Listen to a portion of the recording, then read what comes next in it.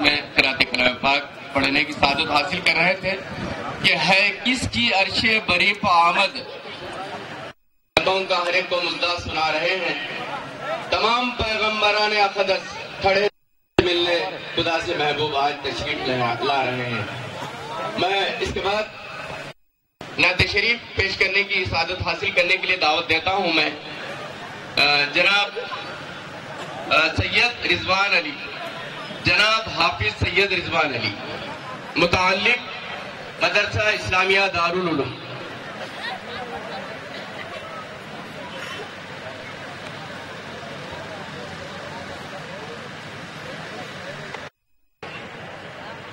ذکر خدا میں ہر دم رہنا، ذکر خدا میں ہر بات نہیں، خواہش نفس کی بات نہیں، دین کے غائب جا کر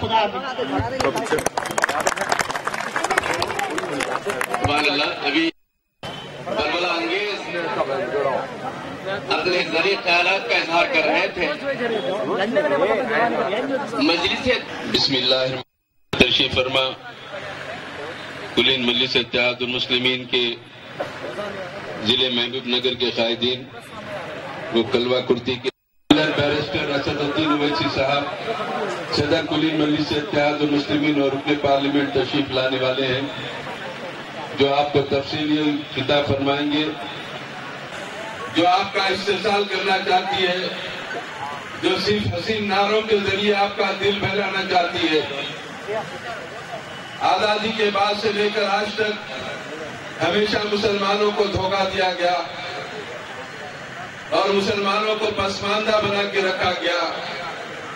حالانکہ آپ وہ ہیں جو اس سرزمین پر 1000 برس تک جہاں بانی اور حکمرانی کیے. آپ وہ ہیں جہاں پر آپ کے گھرانوں میں خوشیوں کے شادیانے بجتے تھے. آپ وہ ہیں جو دوسروں کی امداد کرتے تھے، لیکن آج حالات نے آپ کو اس قدر مجبور کر دیا کہ آپ دوسروں کی امداد کے محتاج ہو گئے. اس سرزمین پر اتنے حقیر و ذلیل ہوئے کہ آج دانے دانے کو ترستے ہیں اور نوکری کے لیے ترستے ہیں. آپ کو آپ کا کھویا ہوا مقام نہیں دیا جاتا. کبھی اس ملک میں ہم باوقار زندگی گزارتے تھے، آج اس ملک میں ہم کو دوسرے درجے کا شہری بنانے کی ناپاک کوشش کی جا رہی ہے. جبکہ یہ سرزمین سے ہم کو محبت ہے، یہ سرزمین ہماری ہے. اس سرزمین کو آزاد کرانے کے لیے سب سے پہلے مسلمانوں کے علماء کرام نے اپنا خون کا قطرہ بہایا اور جام شہادت نوش کی. آزادی کی جنگ میں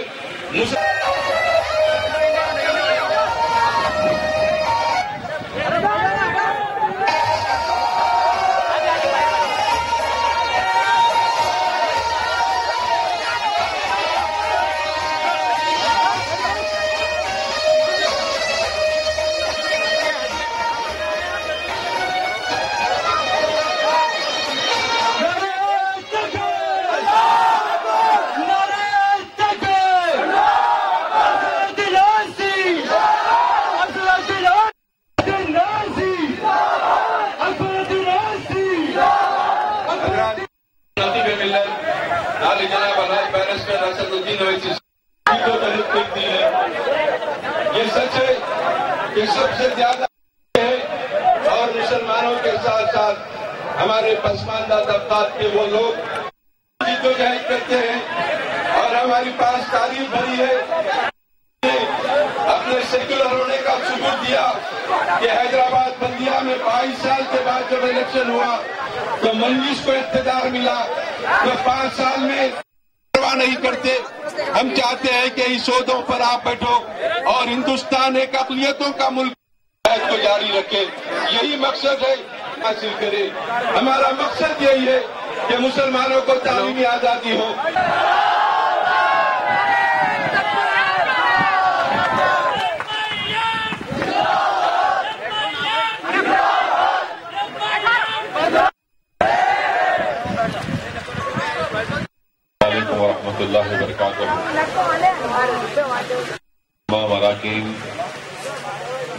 مجلس اتحاد المسلمین،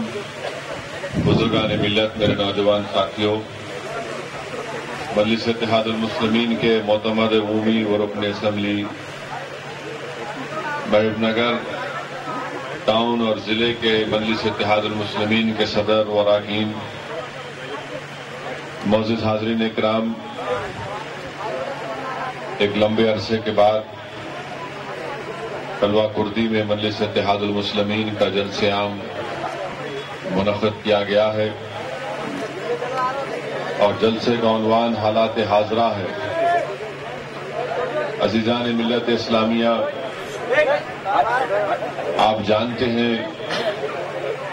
کہ ہمارا دین ہم کو اس بات کی تعلیم دیتا ہے اور ہم کو یہ بتاتا ہے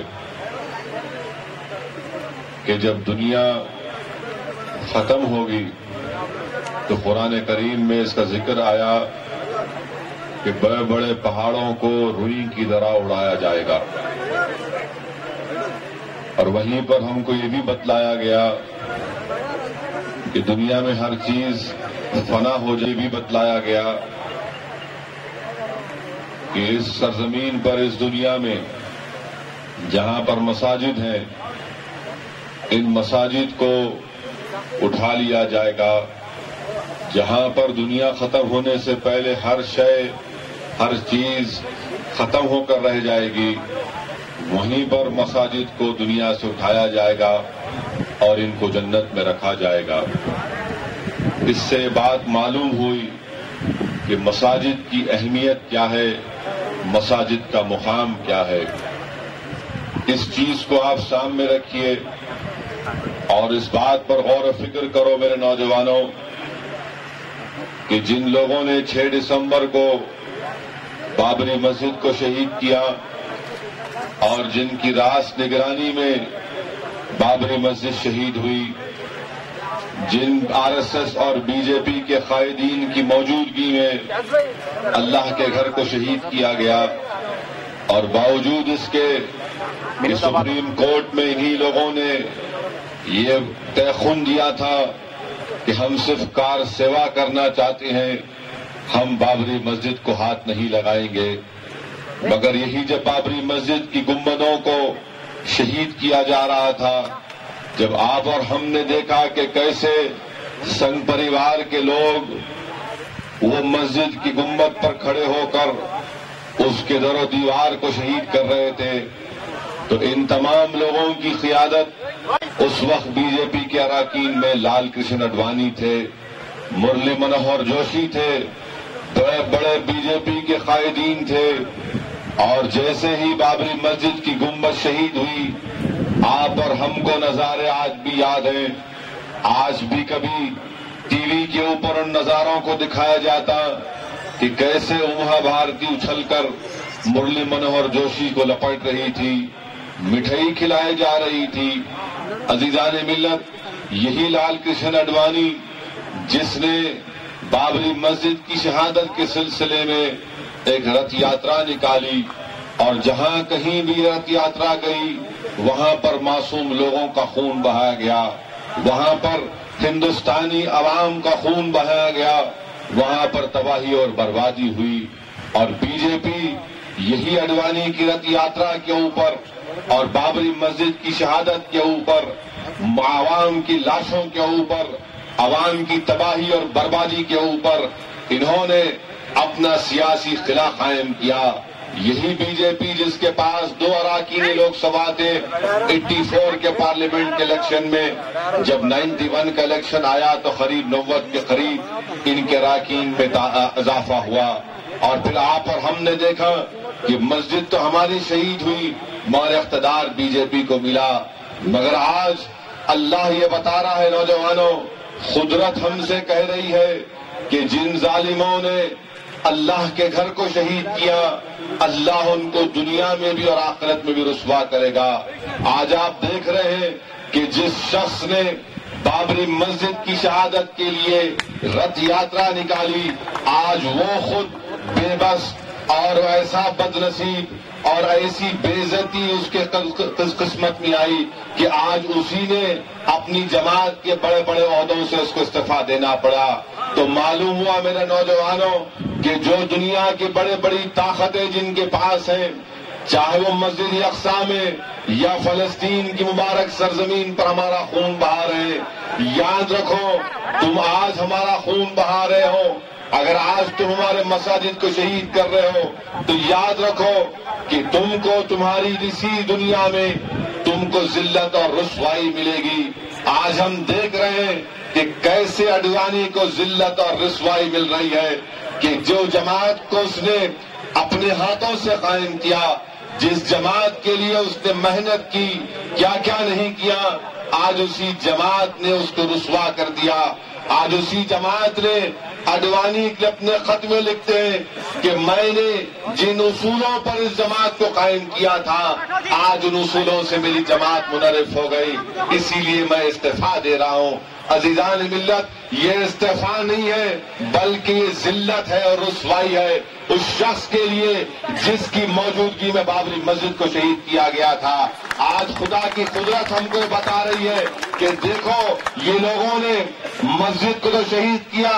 اقتدار حاصل کیا، منسٹر بن گئے، ان کی جماعت کو بھی طاقت ملی، مگر آج اتنی بڑی رسوائی، اتنی بڑی بے عزتی اڈوانی کو مل رہی ہے کہ اس نے اپنے خواب میں بھی نہیں سوچا ہوگا کہ مجھے اس طرح سے رسوا کیا جائے گا۔ آج اسی کی جماعت نے اس کو مکھی کی طرح ایک گندگی۔ محبان مجلس اتحاد المسلمین،